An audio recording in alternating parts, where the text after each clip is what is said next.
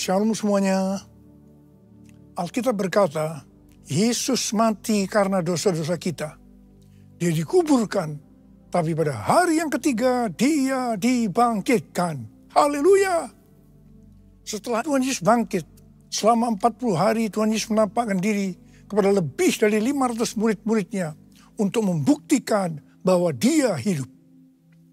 Setelah memberikan pesan yang terakhir, seperti yang terdapat dalam Kisah Para Rasul 1 ayat 8, dengan disaksikan murid-muridnya, Tuhan Yesus terangkat ke sorga. Saya percaya kalau kita berada di sana waktu itu, kita pasti akan sama dengan murid-murid Tuhan Yesus yang melihat bahwa Tuhan Yesus bertambah tinggi. Ketika mereka melihat ke bawah, ternyata kaki Tuhan Yesus sudah tidak menyentuh tanah lagi. Perlahan tapi pasti, Tuhan Yesus terangkat ke sorga. Makin lama makin kecil, sampai ada awan yang menutupi dan hilang dari pandangan mata. Sementara mereka terheran-heran melihat ke langit, maka ada 2 orang yang berpakaian putih di dekat mereka yang berkata, "Hai orang-orang Galilea, mengapakah kamu berdiri melihat ke langit? Yesus ini yang terangkat ke surga meninggalkan kamu, akan datang kembali dengan cara yang sama seperti kamu melihat dia naik ke surga."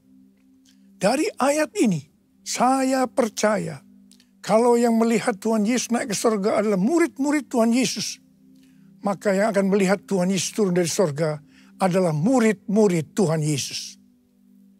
Sekarang Tuhan Yesus ada di surga. Apa yang dilakukan Tuhan Yesus di surga? Yang pertama, Tuhan Yesus berkata dalam Yohanes 14 ayat 1 sampai dengan 3, "Janganlah gelisah hatimu, percayalah kepada Allah. Percayalah juga kepadaku. Di rumah Bapa-Ku banyak tempat tinggal. Jika tidak demikian, tentu aku mengatakannya kepadamu. Sebab aku pergi ke situ untuk menyediakan tempat bagimu. Dan apabila aku telah pergi ke situ dan telah menyediakan tempat bagimu, aku akan datang kembali dan membawa kamu ke tempatku, supaya di tempat di mana aku berada, kamu pun berada." Pesan Tuhan Yesus ini ditujukan untuk murid-muridnya. Karena itu, kalau kita mau ikut dalam pengangkatan, maka kita harus menjadi murid Tuhan Yesus. Murid Tuhan Yesus adalah kita-kita yang hidupnya sama seperti Kristus telah hidup. Karena kita hidup sama seperti Kristus telah hidup, maka kita akan menjadi serupa dengan gambarnya. Roma 8 ayat 29 berkata, "Sebab semua orang yang dipilihnya dari semula, mereka juga ditentukannya dari semula untuk menjadi serupa dengan gambaran anaknya. Supaya ia, anaknya itu, menjadi yang sulung di antara banyak saudara." Jadi goal kita sebagai orang percaya adalah menjadi serupa dengan gambar Yesus, yaitu murid Tuhan Yesus. Menjadi seperti Kau, Yesus, menjadi seperti Kau, Yesus, menjadi sempurna dalam seluruh hidupku, dalam seluruh hidupku, dalam seluruh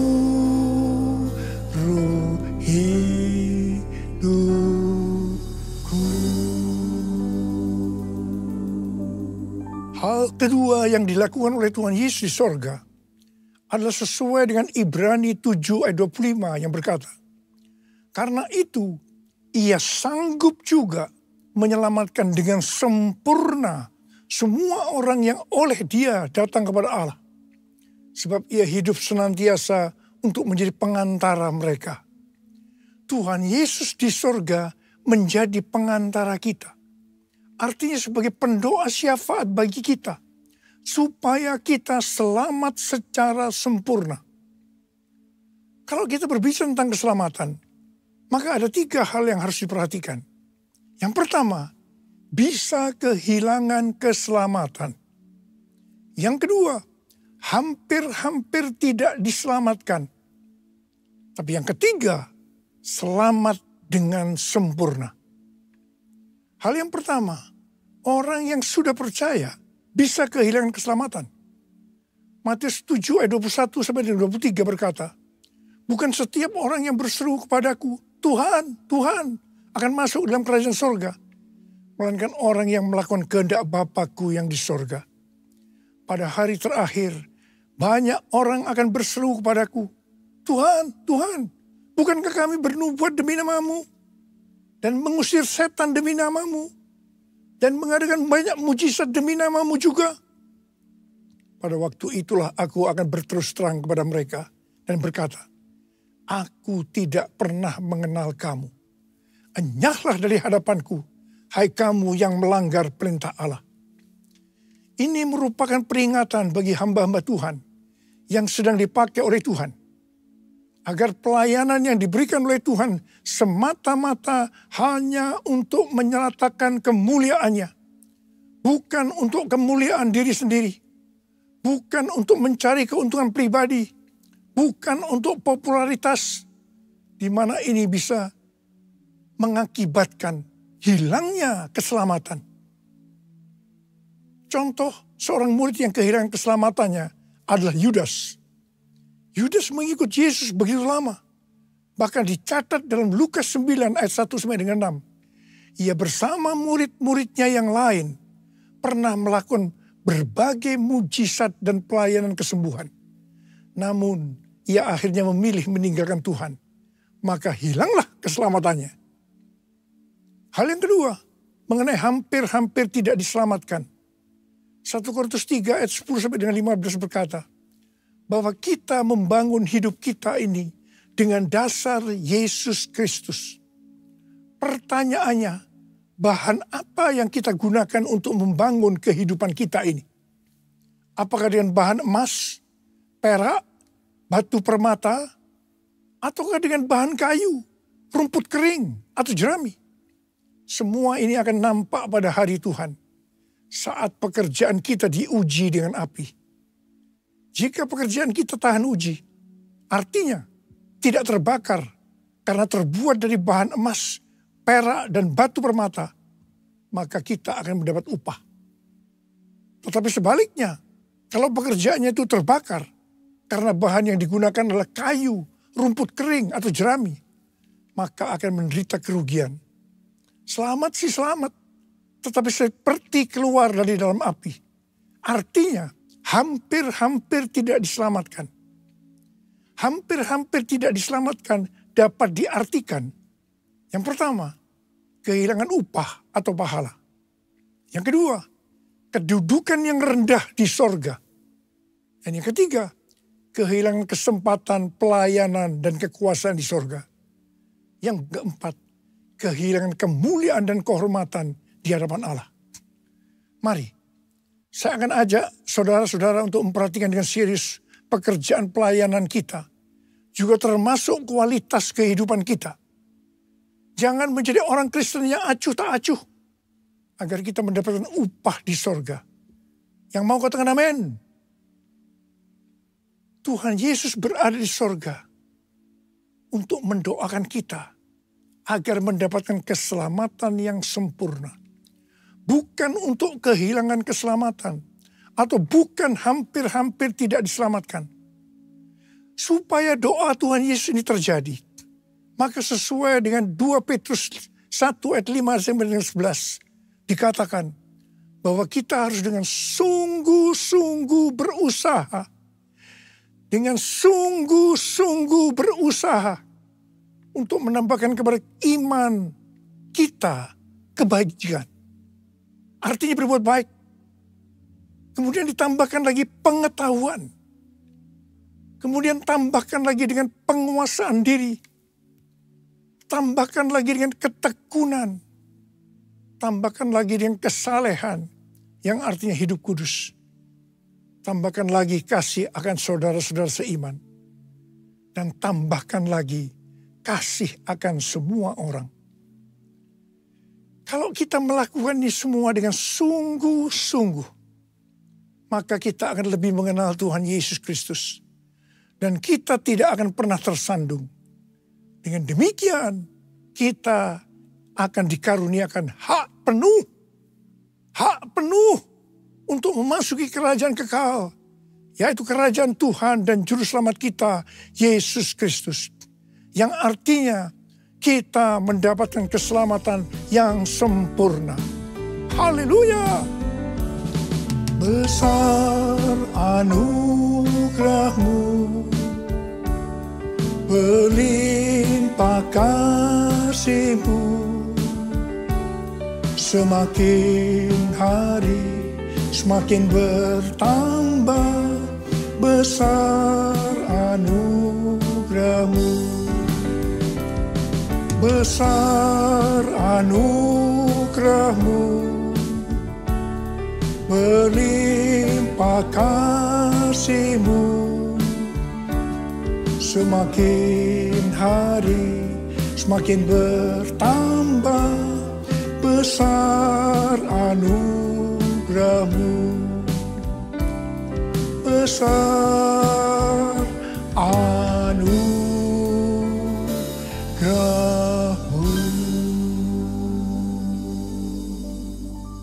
Hal ketiga yang dilakukan oleh Tuhan Yesus di sorga adalah mencurahkan Roh Kudus.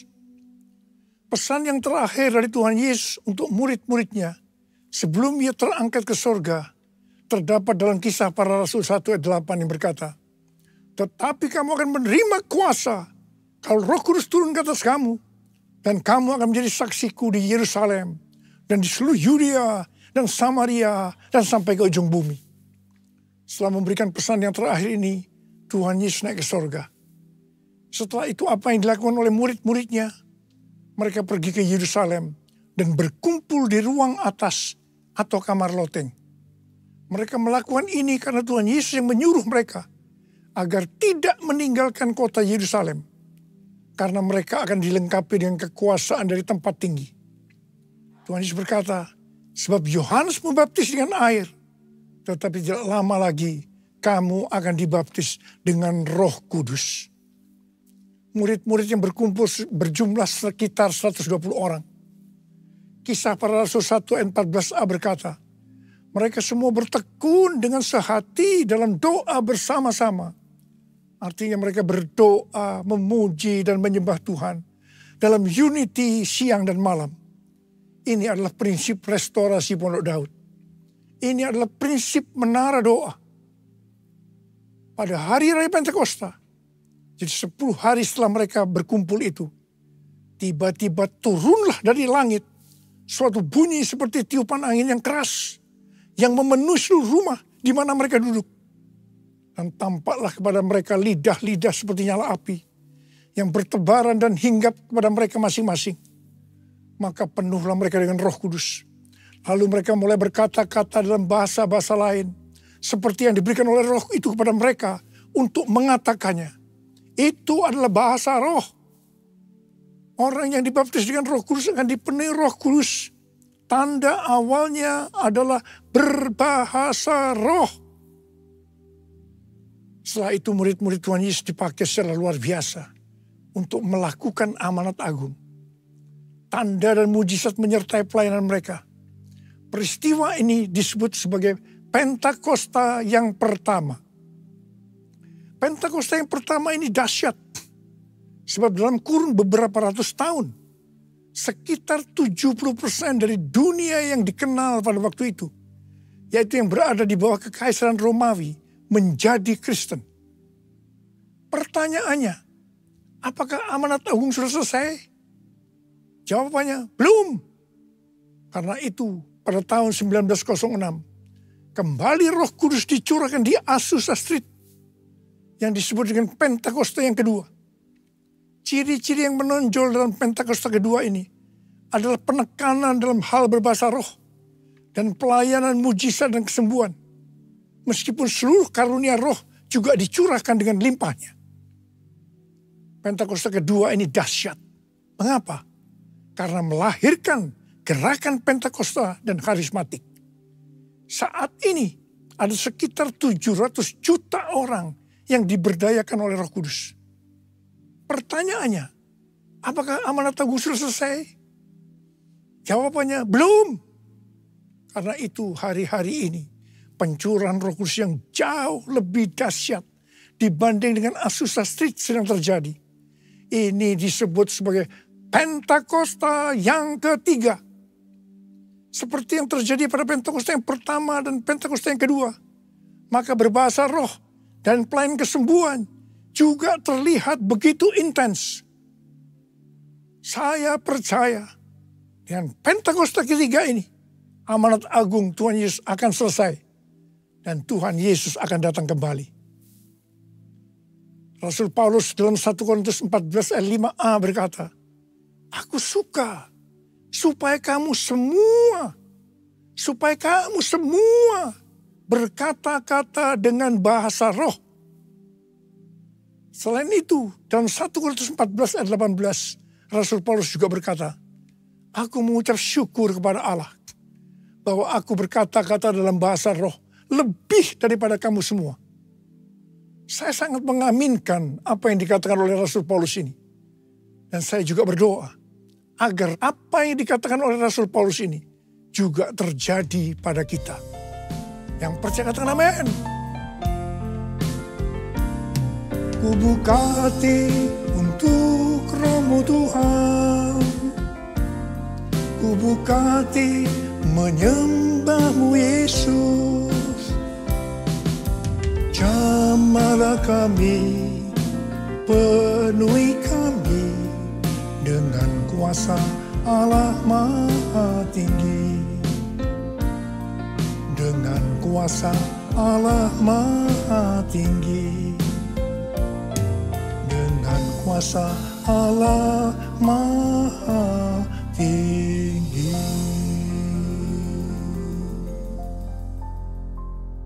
Apa yang terjadi kalau kita berbahasa roh?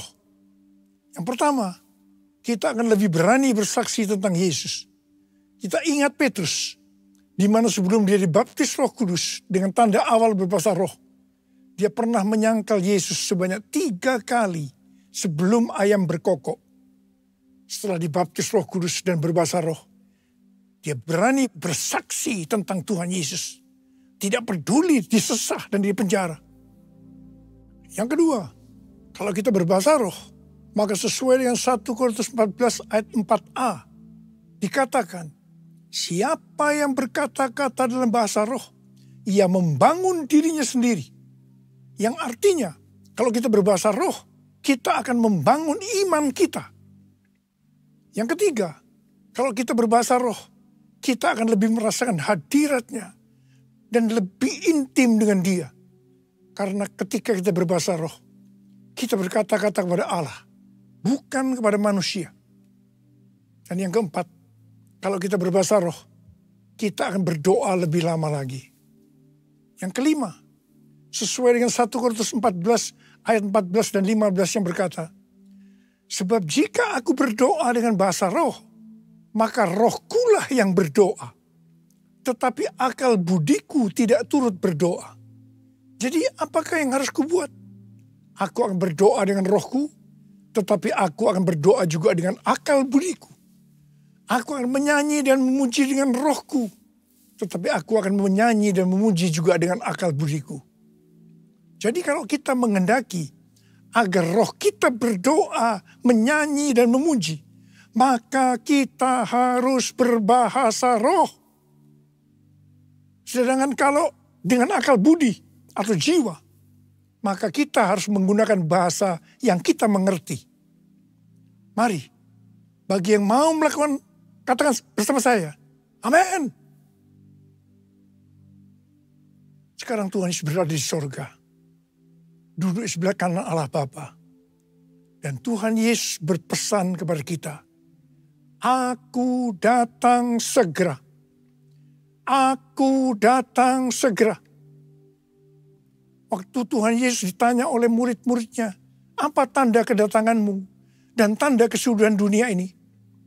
Salah satu jawabannya seperti yang tertulis dalam Matius 24:14. Dan Injil kerajaan ini akan diberitakan di seluruh dunia, menjadi kesaksian bagi semua bangsa. Sesudah itu barulah tiba kesudahannya. Karena itu, Tuhan memberikan tugas kepada kita sebagai murid-muridnya untuk menjadikan semua bangsa itu menjadi murid Tuhan Yesus. Ini adalah amanat agung dari Tuhan Yesus. Salah satu visi dari Empower 21. Bahwa pada waktu Pentakosta tahun 2033. Setiap orang akan mendapatkan kesempatan untuk berjumpa secara autentik dengan Tuhan Yesus. Melalui kuasa dan kehadiran Roh Kudus. Rick Warren dari aliran baptis mendapatkan bahwa tahun 2033 adalah goal untuk menyelesaikan amanat agung. Karena itu, mari kita perhatikan dengan sungguh-sungguh satu dekade ke depan. Dari tahun 2024 ini ke 2033. Tahun 2033 adalah yang pertama, peringatan 2000 tahun kematian, kebangkitan, kenaikan Tuhan Yesus ke sorga. Tahun 2033 adalah peringatan pencurahan Roh Kudus yang berarti peringatan ulang tahun gereja yang ke-2000. Peringatan 2000 tahun diberikannya amanat agung. Untuk bisa menyelesaikan amanat agung tidak bisa dengan kekuatan sendiri, tapi harus dengan kuasa Roh Kudus. Karena itu saudara harus penuh dengan Roh Kudus. Saudara harus penuh dengan Roh Kudus. Ada berapa banyak di antara saudara yang rindu untuk dibaptis Roh Kudus dengan tanda awal berbahasa roh? Angkat tangan saudara. Penuhiku, penuhiku dengan hadirat-Mu.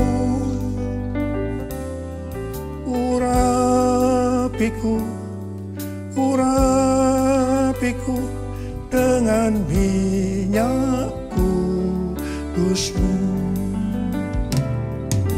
Penuhiku, penuhiku dengan hadirat-Mu. Urapiku, urapiku dengan minyak kudus-Mu.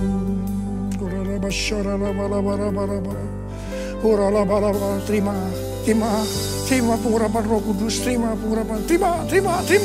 Diurapi Roh Kudus.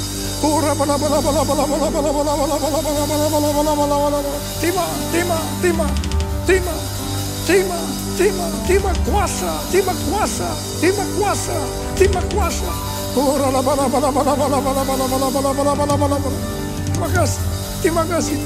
kasih. Terima kasih Tuhan.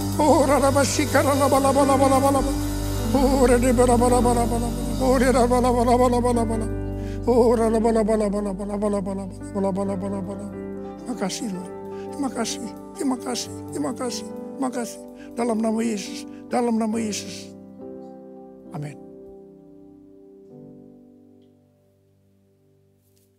Kita akan masuk dalam perjamuan kudus. Kita akan mengingat ayat ini. Sebab setiap kali kamu makan roti ini dan minum cawan ini, kamu memberitakan kematian Tuhan sampai Ia datang. Perjamuan kudus adalah perjamuan Tuhan Yesus sendiri. Setiap kali kita masuk dalam perjamuan kudus, Tuhan Yesus selalu berkata, biarlah ini menjadi peringatan akan aku. Karena itu mari arahkan hati kita kepada kebaikan Tuhan. Kita akan mengingat kebaikan Tuhan. Supaya kita lebih mengasihi Tuhan Yesus. Kita lebih mengasihi satu dengan yang lain. Mari tundukkan kepala. Bapa, siapakah kami sebelum kami mengenal Engkau? Kami semua orang berdosa. Upah dosa adalah maut, mati. Tapi Engkau yang tidak berdosa telah dijadikan dosa oleh karena kami. Engkau harus turun dari sorga mulia, menjelma menjadi manusia, mati ganti kami. Tuhan, betapa baiknya Engkau. Betapa baiknya Engkau. Kau jadikan kami sebagai anak-anak-Mu. Kau tuntun, kau bela, kau lindungi, kau berkati, kau hajar juga kalau kami salah. Itu Engkau ya Abah. Abah terima kasih. Kau akan memberkati kami semua dalam perjamuan kudus ini. Tapi Engkau mau agar kami makan dan minum dengan cara yang benar. Karena itu mari, masing-masing introspeksi. Lihat keadaan diri kita masing-masing. Kalau ada dosa yang Tuhan ingatkan, langsung minta ampun. Ampuni saya Tuhan. Ampuni, ampuni, ampuni ya Tuhan. Ampuni. Bapa, kau melihat anak-anakmu yang sedang meminta ampun kepadamu. Layakkan kami untuk masuk dalam perjamuan kudus. Terima kasih. Dalam nama Yesus kami berdoa.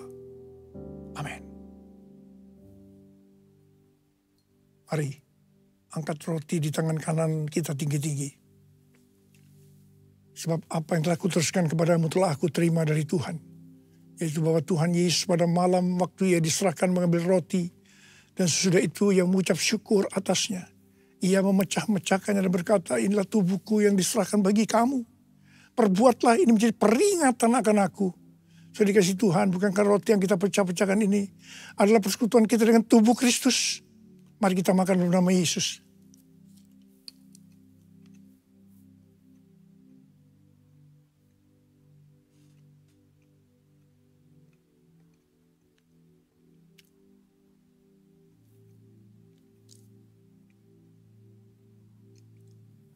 Angkat cawan di tangan kanan kita tinggi-tinggi.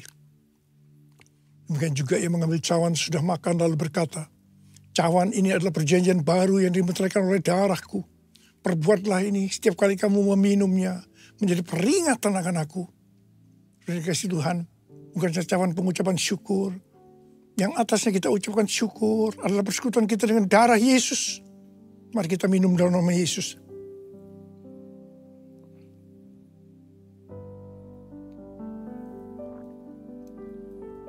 Ucapkan syukur dan terima kasih.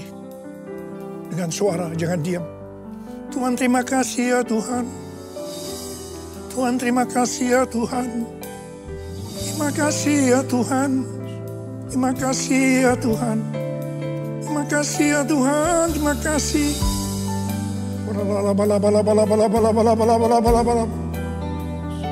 Bapa terima kasih. Saat ini kau sedang menyembuhkan yang sakit. Kau sedang membebaskan yang terikat. Kau menghibur yang susah. Kau menguatkan yang lemah. Terima kesembuhan, terima kesembuhan, terima. Sembuh dalam nama Yesus. Sembuh dalam nama Yesus. Sembuh dalam nama Yesus. Oh Tuhan terima kasih. Terima kasih, terima kasih, terima kasih, terima kasih Yesusku. Terima kasih Yesusku. Puji syukur hanya bagi Tuhanku. Terima kasih Yesusku. Terima kasih Yesusku. Puji syukur hanya bagi Tuhanku. Terima kasih. Terima kasih Yesusku. Terima kasih Yesusku. Puji syukur hanya bagi Tuhanku. Terima kasih Yesusku. Terima kasih Yesusku. Puji syukur hanya bagi Tuhanku. Puji syukur hanya bagi Tuhanku. Puji syukur hanya bagi Tuhanku.